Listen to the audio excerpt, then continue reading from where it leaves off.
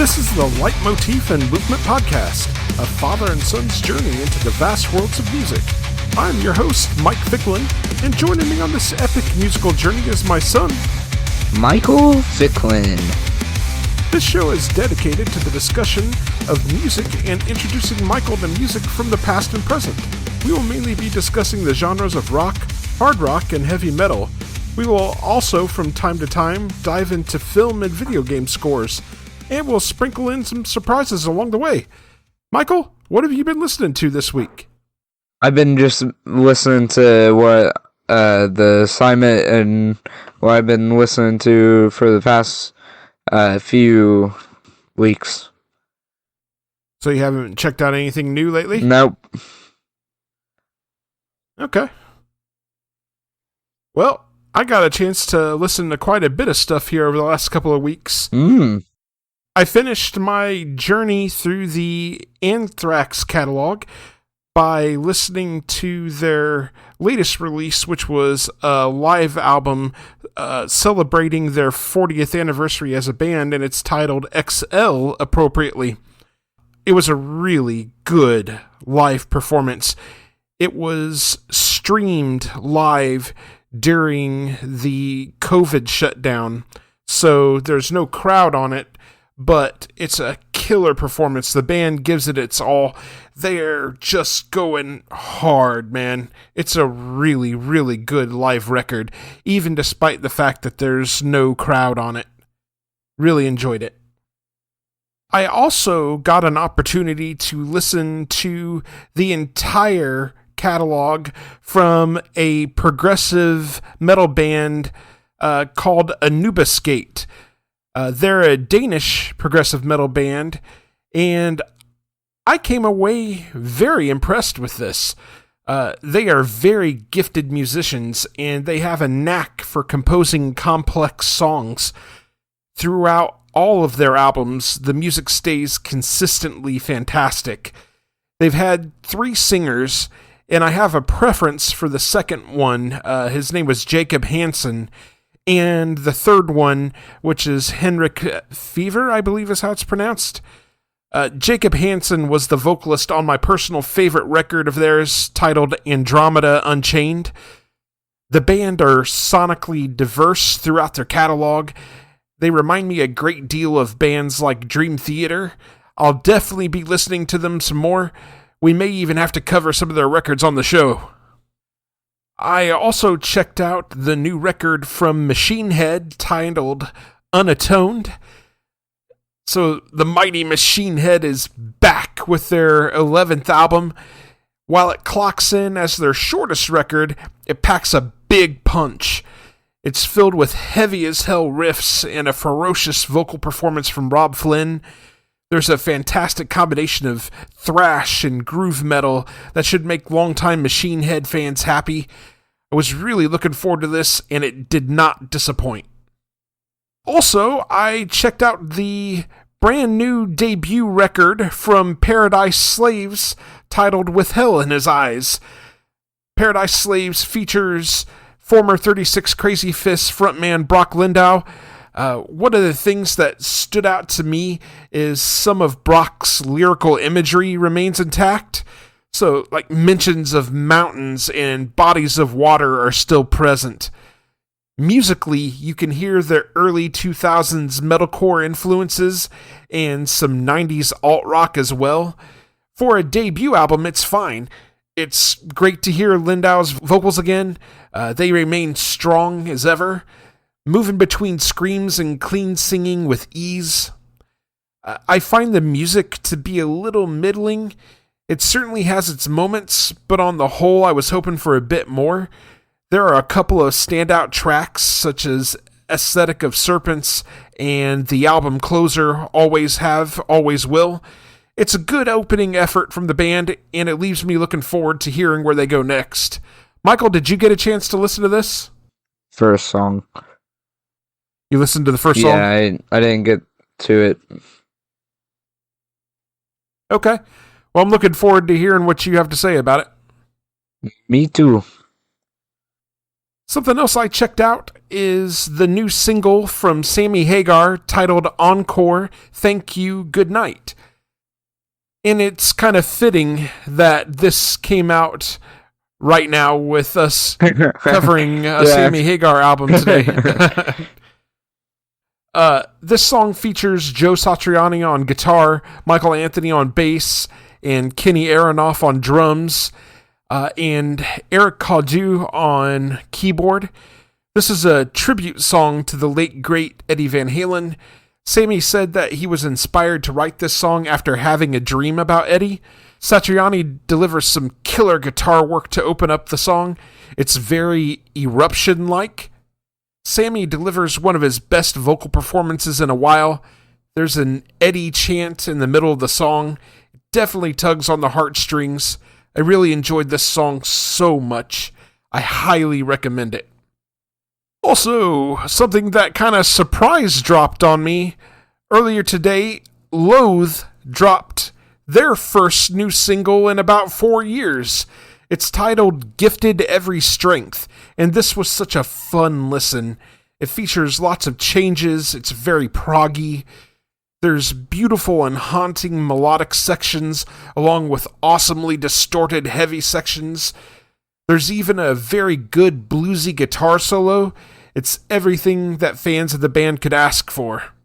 Last thing I checked out was the new single from Shadows Fall titled Souls Devoured. This song rips, man. It just goes hard as hell. Brian Fair's vocals might be the most brutal I've ever heard them. He gets some really intense screams going on in this. The music is thrashy metalcore at its finest. I love this song. If a new full length is on the way from Shadows Fall, I hope it all sounds like this. So we will move into our next segment. This is the Art of Discovery, wherein we take a listen to some bands that maybe you've never heard of or might deserve a little bit more praise. We've got an outstanding selection of songs for you this time, and we're going to start out with a heavy metal duo out of Austin, Texas named Sin Seer, and this is their song, Delicate Little Thoughts.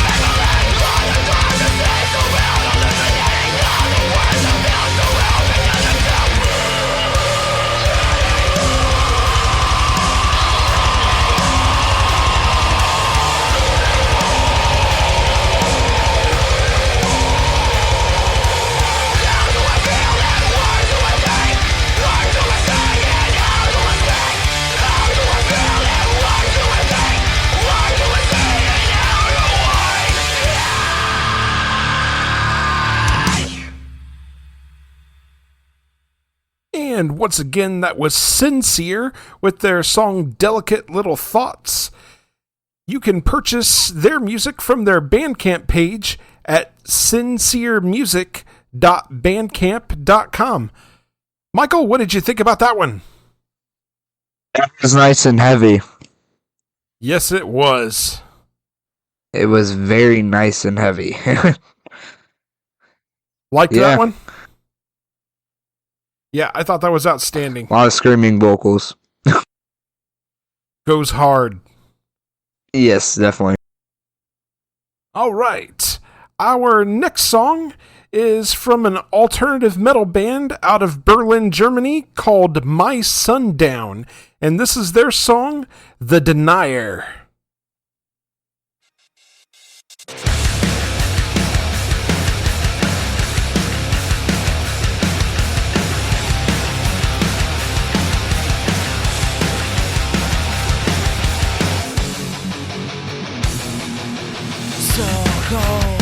The sky's breaking again.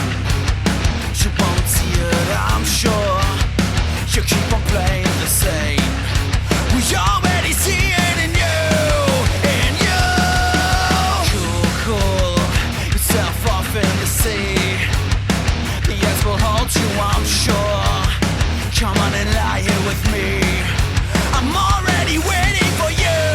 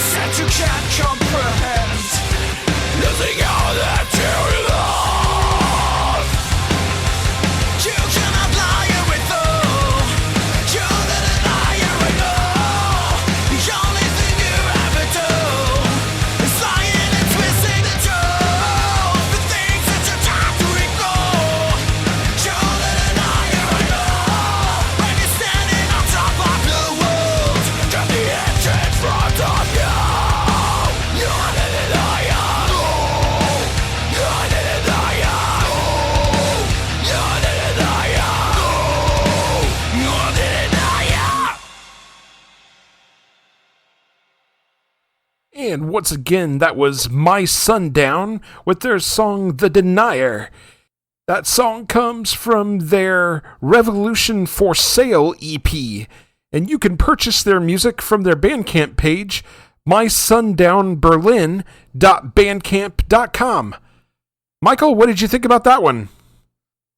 It's pretty good. Did you enjoy that? Yeah. It was a change up from the last song. Yeah, a little more melodic, right? Yes. Very. I really liked that entire EP, in fact. That entire Revolution for Sale EP is really good. Mm-hmm. All right. And now we'll get into our final song for this segment. This is a metalcore musician out of North Carolina by the name of Megg Jacobs. And this is her song, Pyrogen.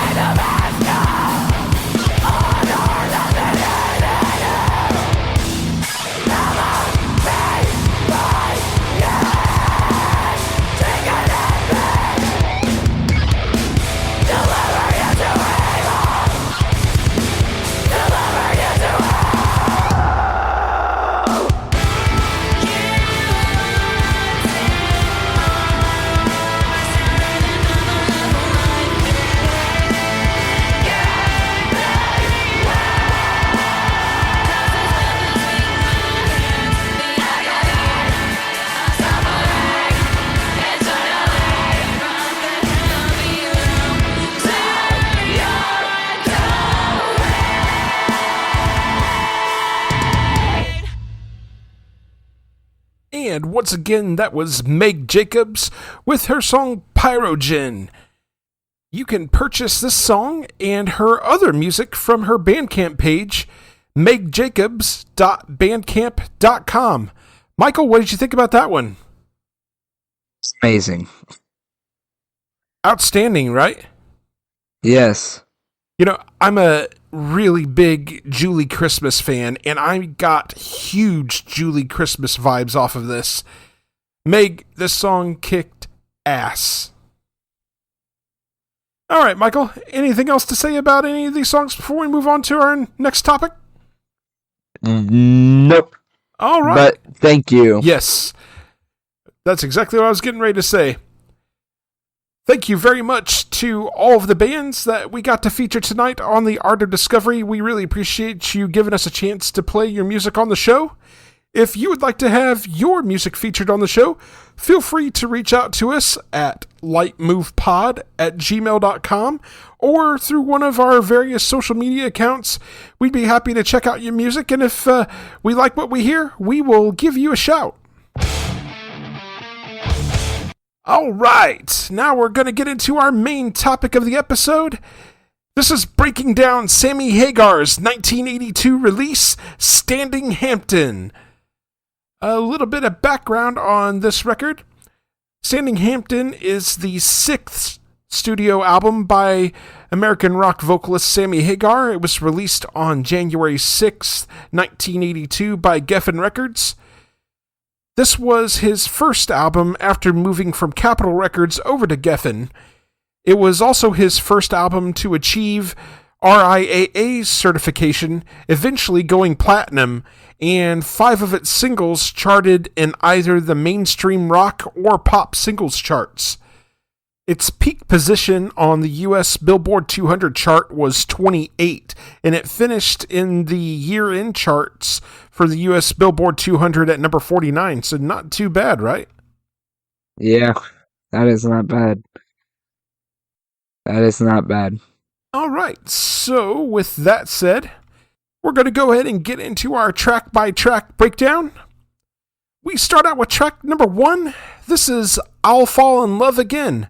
Michael, what do you have on this? Probably my favorite song on the record. Really? I like how catchy it is, and I like the guitar riff and drums. And I like the vocals and the vocal performance. Yeah, this is definitely one of my favorite songs on the record, too. It's got a great vocal hook. Musically, it's a really simple rock riff, but it's so catchy. The vocal harmony from the backing vocalists add depth to the song. That driving bass line from Bill Church is so good. The lyrics seem to be talking about Hagar exiting a relationship that has gone bad, but he's hopeful that there's still love out there for him to find. Memorable lyrics that beg you to sing along. Great album opener. Michael, have you got anything else on I'll Fall in Love Again? Will he fall in love again? Nope. All right. So we'll move on to track number 2. This is There's Only One Way to Rock. Michael, what do you got on this one? You can go first. So, yeah, There's Only One Way to Rock. This song is a staple in Hagar's live set, even still today. Hell, even Van Halen played it during the 5150 tour cycle when Hagar first joined the band. It's got an infectious groove to it. Outstanding guitar riff from Hagar and Gary Pill. Thundering drums from David Lasser. Mm-hmm. This song is anthemic as it gets from Hagar. That guitar riff is instantly recognizable. The vocal melodies are hooky and memorable. Anytime I've ever heard Sammy play this song live, it's always a big crowd pleaser. The crowd sings along full-throated. I love this song. It's a great hard rock song with some fiery guitar work and vocals from Hagar. Yeah, I can't say enough about how much I enjoy this song. I love the opening to the song. Also, I like the vocal performance. It's just a good song. That main guitar riff is so instantly recognizable when you hear it, and it just rocks. Absolutely rocks. Yes. Do you remember hearing this when we went to see Sammy live last year? We heard this? Pretty sure we did. Check your list. Yeah, we heard it. It was the fourth song he played. It was? Yep. I don't remember. Dude. It's been ages. Dude. All right. Anything else on Probably this one, the Michael? reason why I don't remember it is because I did not know the song.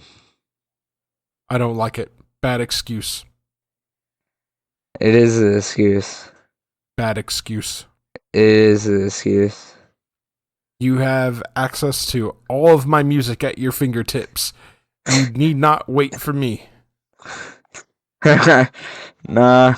I had only listened to the Van Halen stuff up to that point. All right. Do you have anything else on this one? Nope. Okay. So we'll move on to track number 3. This is Babies on Fire. Michael, what do you got on this one? I was very confused when I first saw the title. Why is that? If you read it fast... Did you take it literally? Yeah. Oh my god. Yeah, Sammy's going to write a song about a baby literally being on fire. I mean, I wouldn't be surprised. Wait. He's never done anything that dastardly before. No. I can't imagine the amount of flack and pushback he would get for writing a song about a baby being literally on fire. You know it. You never know. I'm pretty confident. You never know. I'm pretty confident. Nah. Anyway, But what do you got on this? I like the riff for the song. Also like the beginning of the song with that opening. Also like the drums and the vocals and the performance just all together. Yeah, this is another song with a great driving guitar riff. I love the bass line from Bill Church during the verses and chorus. It's a good time party song about Hagar having the hots for his girlfriend. Heavy on the innuendo. I really enjoy Hagar's lyrics and vocals on this one. There's some solid guitar work to close this one out. It's a really fun song. Michael, anything to add on that or anything else? Nah. Okay. So we'll move right along to track number 4. This is Can't Get Loose. Michael, what do you got on this one? Very different opening to the song. Yeah, it's got that opening keyboard work. Yeah. I like the vocals on this song and the difference that it has from the other songs with the keyboard being a part of the instruments. The only thing I will say about the synth and keyboard work or whatever that is there at the start of the song, it sounds very much of its time period. Uh-huh. The song then gets into more of a straightforward rocker during the chorus. Hagar, as always, is on point with his vocals. It's an okay song. It's not one of my favorites. It seems that this song is about getting wrapped up in your own head so much that you're unable to make a move. You're kind of stuck in this perpetual state of holding on to a fantasy or a dream. I like the message of the song. Just doesn't do much for me. It's an okay song. Michael, anything else to add? Nope. You sure? Ain't got some Yes. weird anecdote about what you thought the song might be about just by reading the title? Judged the cover of a book before you actually read it, you know? No? What are you referencing by that? Golly, maybe the last song. Nah. Alright. Moving on to track number 5. This is heavy metal. Golly, Michael. Did you think this was about heavy steel dropping on your face or something? No. What do you got on this one? I'm laughing to myself about the comment Mom made. Which comment Mom made? When we came home after I went to the eye doctor, and Mom made the most random comment about the song, about the ending of the song. I forget what it was. You're laughing about it, but you don't know what it was. But all I remember is I know Mom made a comment, and it was something very stupid. Okay. I'll take your word for it. Oh my.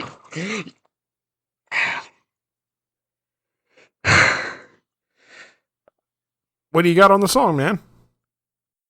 I like the opening to the song. A quick sidetrack. This is the most popular song from Sammy Hagar on Spotify. Yeah, it's another one of those big anthems for him. At 64 million. Wow. And if we want to get technical, the second in second place is I Can't Drive 55. Yeah, we'll have to get to that song or album at some point. I've heard the song. Because the day that we were going to that concert, that Sammy concert, I remember it being on the TV when we were watching all the Van Halen stuff. Yeah, it was probably on one of the concert videos that that we were watching at Uncle Kevin's house. It was on one of the 5150 tour shows on that tour. Yep, that sounds right. But I wanted to get a little sidetracked. I am surprised that the first song on this record is not higher. It is probably in 5th place on the popularity for Spotify. Yeah, I mean, it's not as hard of a rocker as heavy metal is, and it's definitely not as iconic as heavy metal is either. So we might like that song a lot, but that doesn't mean that other people do, right? So yeah, heavy metal is just another big live anthem for Hagar, and it's instantly recognizable when you hear that opening guitar riff. I mean, that riff is just dirty and heavy. I love it so much. Hagar's at his best on the vocals.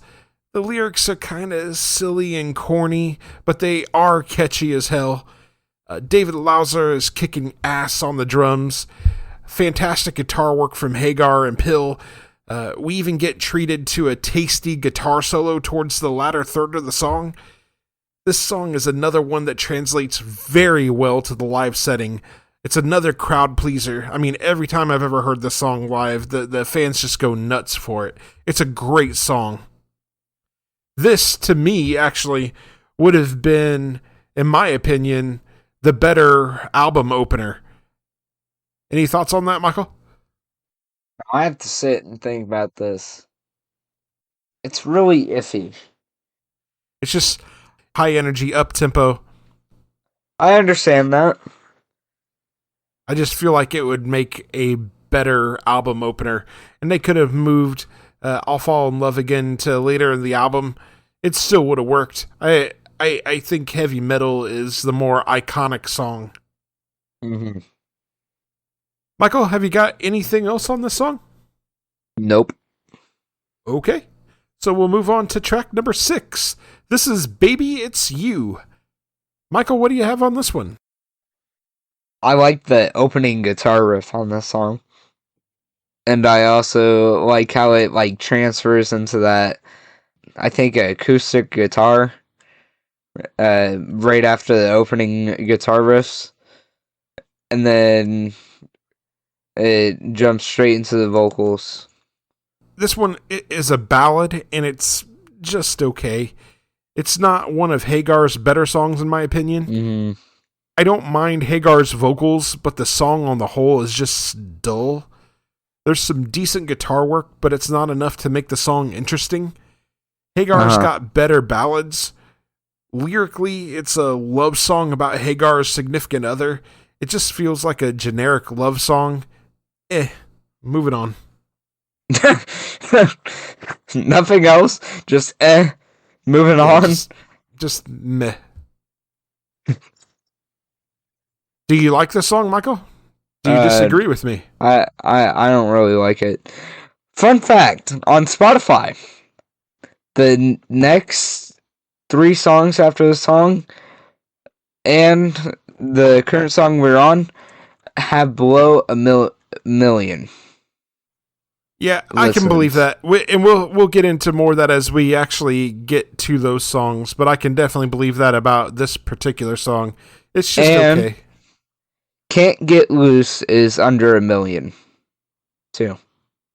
That's fair. So heavy metal. That one doesn't do much for me either. Heavy metal, Baby on Fire. There's only one way to rock. I'll fall in love again. And Piece of My Heart are the only songs that are above 1 million. Yeah, and all 5 of those songs were hits for him off of this record. So that explains that. Anything else on Baby It's You before we move on, Michael? Nope. All right. So we'll move on to track number 7. This is Surrender. Michael, what do you have on this one? Honestly, when I listen through this, this ain't really a memorable song that I remember listening to. Yeah, I mean, it's another slower ballad. I mean, lyrically, it appears to be about Hagar trying to convince a lady that she should give in to his overtures to her. From a vocal standpoint, it's okay. It's not one of Hagar's better performances on the album. Musically, it's nothing to write home about either. It's a bummer that we got 2 of these sort of bland, mediocre songs in a row on this. Just I take it you feel the same way. Kind of unremarkable. Yeah. Kind of a bummer that we ran into this way. I mean, I don't mind running into one every once in a while and stuff, but to have ran into it on multiple occasions, kind of a bummer. The next song after this and the song after that, I don't really remember all so well. They're not. Well, that's not something to admit to, sir. We're supposed to be giving our opinions on these songs. I am being honest. I am giving my opinion. That is my opinion. It really isn't anything for me to write home on. So nothing else to say about Surrender then, I assume? Yeah. Okay. So moving on to track number 8. This is Inside Looking In. Michael, what do you have on this? I want to add something on to what I just stated. Okay. This song has the lowest plays on the album at 258,968. That's a shame, and I will talk about that here in a minute. What do you have on this? It just really isn't memorable for me. To me, this is a really interesting song. We've got a sax on this one. We've got some keyboard work. The guitar work feels very cabaret, theatrical. Church's bass line is really good. There's some solid guitar work on this one as well. We get a great bluesy guitar solo around the midpoint of the song. And speaking of bluesy, Hagar's vocals are tinged with it as well. Lyrically, I don't really know what's going on. Seems like Hagar is singing about being on some sort of psychedelic trip. It's a pretty good song. Definitely a step up from the last two. So it kind of bums me out that it's got so few listens, because I really think this is a way better song than the previous two songs. Michael, what else you got on this one? I am going to have to disagree with your statements. Disagree all you want. That's it. Disagree all you want. You're still wrong. Moving on. I guess your opinion overpowers mine. No, I'm just saying moving on. You get the final word? Of course I do. I'm the adult here. And okay. I'm the child. Moving on to track number 9. This is Sweet Hitchhiker. Michael, what do you got on this one? It's the same thing as the others. Not memorable. Sir, I feel like you haven't really listened to this record at all. I have. I feel like you're not ready for this conversation at all. I have. The songs aren't memorable to me. Those 4 songs are not memorable for me. So this one features a really dirty, driving guitar hook. Lyrically, it's about Hagar picking up a cute hitchhiker. Again, it lays on the innuendo pretty thick. It's in the title.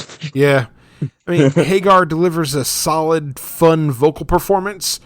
There's a really excellent guitar solo around the halfway point. Lazar's drum work is outstanding. I like the song even if the premise is totally ridiculous. It's just a fun rocker. So again, Michael, I'm going to disagree with you. I like this song. Well, you're a part of the 303,000 people that like this song on Spotify. Well, you know, I'm starting not to give Spotify listeners a lot of credit. Seems like they are missing out. All they're going after are the hits. I'm an album listener. I like to listen to the whole thing, not just the singles. Well,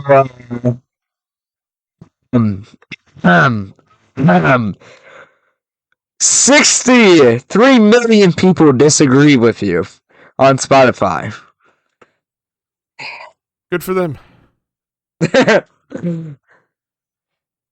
Anything else on this one, Michael, before we move on? Nope. All right, so we'll move on to the final track on the record. This is track number 10. This is Piece of My Heart. Michael, what do you have on this? I like the vocal performance on the song. I like the guitar. I like the drums. I like a lot about the song. It kind of seems like a love song. More like a regret. Like there's a breakup happening or the relationship is starting to go sour. This song, it's a great way to close out the record. It's a cover song.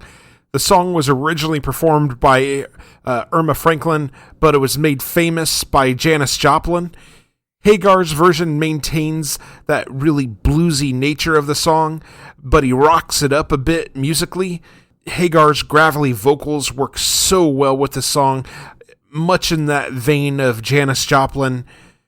We get a fun sax solo with Hagar's version. I have to admit that Hagar's version of the song works better live than it does on the record, but it's still a solid cover, and I think the crowd interaction live takes it to a whole nother level. Hey, fun fact. Most of Sammy Hagar's listeners on Spotify listen from Chicago. Alrighty then. I clicked on the description for Sammy's thing because I was trying to read more about the description he has on Spotify, and it showed how many listeners from each place is accumulating to the monthly listeners. I thought that was a fun fact. It is a fun fact. You got anything else on the song? I think I pretty much said everything that I liked about the song. Have you ever heard Janis Joplin's version of this song? No. Okay. We might have to introduce you to that and see what you think. You honestly have to ask me who this, if I know the singer. Or band or whatever. I doubt you do. Yeah. I don't. I didn't figure you did. We'll have to play Janis Joplin's version of it. We'll see what you think. Alright. All right. With that said, that is the end of the record. Michael, let's get your final thoughts on the record and your rating out of 5. I like this record. I think I like 5150 better. Keep in mind that is not a Sammy Hagar I record, know. though. That is a Van Halen record. But, listen. Use your ears. Don't talk over me. We're back in school. I liked Sammy's performance on this record. I felt like I like his performance better on the Van Halen stuff, but that's bias. I really liked the guitar work and vocal performance on this record. I'm gonna have to give it a 4.5. Michael gives it a 4.5, and I assume you docked it a half a point because of the run of songs that you didn't like. Yes. Fair enough. Yep, for me, this was the first solo album from Sammy Hagar that I ever heard. I was exposed to it well after I had heard his stuff with Van Halen, so I had already been a Hagar fan going into it. While it's nowhere near as good as his Van Halen era stuff, I still enjoy this. It remains one of my favorite Hagar solo records, despite its flaws. There are some fantastic songs on this, like I'll Fall in Love Again, There's Only One Way to Rock, Heavy Metal, and Babies on Fire. It does have its weak moments, though, with the back-to-back ballads, Baby It's You and Surrender. Hagar's trademark vocals are on full display as well as some corny lyrics at times. There's some fantastic guitar work from Hagar and Pill. The rhythm section of Church and Lauser are solid throughout. It's a solid record on the whole, and it's definitely worth the listen. I'm going to give it a 4 out of 5. And that'll take us to our question for the audience. What is your favorite track on Standing Hampton, and why? Michael, anything else before we close up this segment? Nope. All right. So now we will move into our next segment. This is Can't Wait. New music coming soon. Michael, what do you got? There's no point in asking anymore. Hey, at least we had some decent news a few episodes ago. Yeah. It appears that they are going to do a live performance at least this year.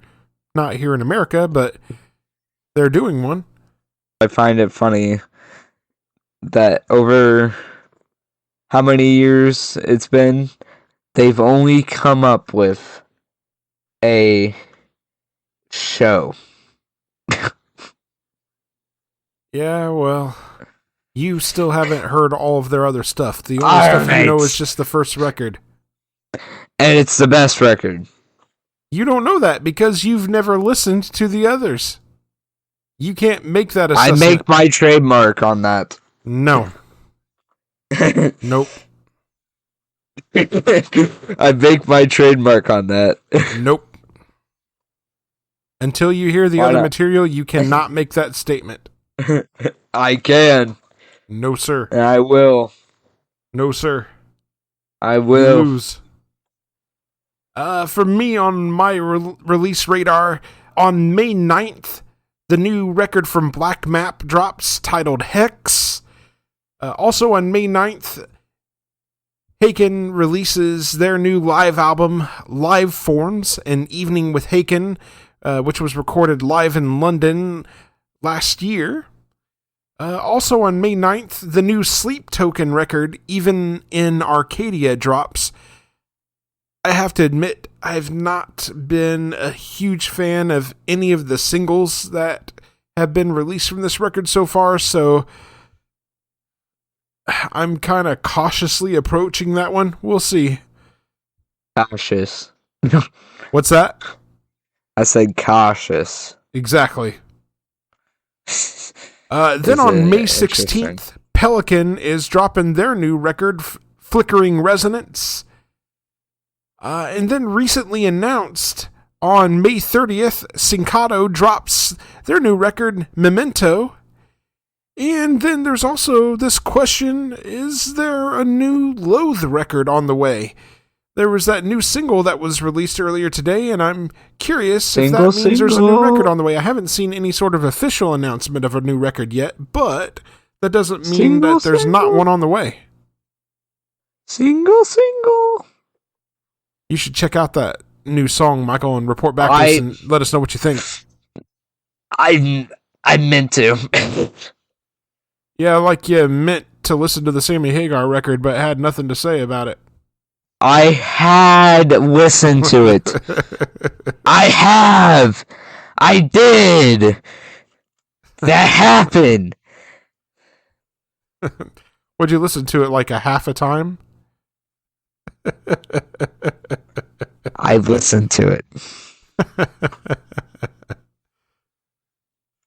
Okay. Anything else on this segment before we move on, Michael? I listened to the Sammy Hagar stuff. That's not even what we're talking about right now. We're talking about new music that's getting ready to come out. I know. I'm finishing my statement. I'm winning with it, my winning statement. Nope. Anyway. Yes.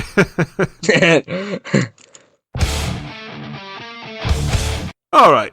So we will move into our final segment. This is Michael's journey, discovering a song from the past.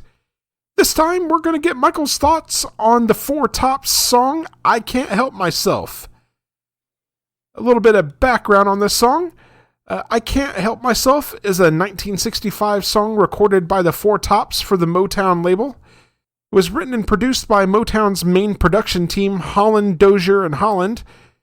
I Can't Help Myself is one of the most well-known Motown recordings of the 1960s and among the decade's biggest hits. The single topped the Billboard R&B chart for 9 weeks, being named the biggest R&B single of the year by Billboard, and also peaked at number 1 on the Hot 100 for 2 non-consecutive weeks. High praise. Yes, sir. Billboard ranked the record as the second biggest single of 1965. I Can't Help Myself was the Four Tops' first top 40 single in the UK, peaking at number 23 at the end of 1965, then reaching number 10 in its early 1970 re-release. Rolling Stone magazine ranked the song at number 483 on their list of the 500 greatest songs of all time. It has been covered extensively since 1965, including versions done for several television commercials. And with that said, Michael, let's get your thoughts on this. Yeah, I like the opening. I like the beat to the song. Also, I like the the song, the vocals. Yeah, the song. You mean the music? Yeah. I said I like the song and then went back and said I like the vocals. Is that all you got? I also like the instruments that are used. Yeah, that's something Motown does really well. Yeah, that's something I've realized is they've really used the instruments well. They always try and it kind of seems like they try and use different combinations of instruments sometimes. Because sometimes there will be a piano and a saxophone or something. And yeah, they do really well with all of their arrangements. That's really cool. That they can mix it like that to be able to have it like that. Yeah, what a fun listen the song is. The vocal melodies are incredibly hooky. Once again, Motown doesn't fail when it comes to musical arrangements. The strings provided by the Detroit Symphony Orchestra just set this song off, sending it into the stratosphere. The bass and drum work from the Funk Brothers are fantastic. There's a bit of baritone sax on the song as well. That baritone sax is not the star of the song. That strings arrangement really carries the music and helps make this infinitely memorable. Levi Stubbs' lead vocal performance is impassioned and memorable. You can't help but sing along. It's a terrific love song and one of my all-time favorites. Yes. Michael, give us your rating out of 5 on this one. I want to add a little bit to my statement. Sure. At the beginning of the song, isn't there like aren't they like clapping at the beginning to open up the song? I don't think so. Because it kind of sounds like it. No, it's not clapping. You're hearing the sounds of like it might be like a bangle or something, but it's not clapping. Okay. I really like this song overall. It's another good Motown song. It deserves all of its ratings. I really like this song. I'm gonna have to give it a 5 out of 5. 5 out of 5 from Michael. Glad you like this, Michael. It really is a fun song. Very hooky. Yes. Okay, so up next for you, Michael, on your journey is the amazing John Waite and his song Missing You. I think you're going to like this. And for our main topic of the next episode, we will be discussing Soundgarden's 1994 release, Super Unknown.